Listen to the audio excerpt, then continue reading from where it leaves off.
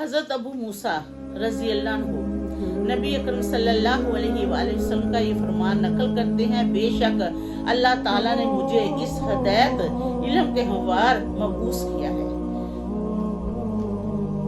اس کی مثال ایک بادل کی مانند ہے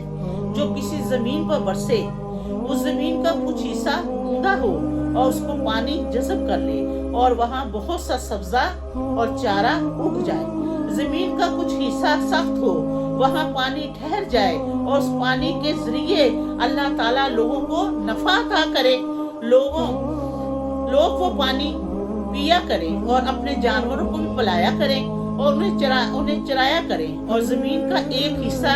چٹھیل میدان ہو، جب وہاں بارش ہو تو وہاں پانی ٹھہرے، نہ ہی سبزہ وغیرہ اگے، کہ نہ ہی پانی ٹھہرے اور نہ ہی سبزہ وغیرہ اگے۔ پہلی مثال اس شخص کی ہے جو اللہ تعالیٰ کے دین کی فہم حاصل کرے، یعنی تعلیم حاصل کرے اور اللہ تعالیٰ اس چیز کے ذریعے نفع عطا کرے جس کے ہموار اس نے مجھے مابوس کیا ہے۔ وہ شخص اس کا علم حاصل کرے اور دوسروں کو بھی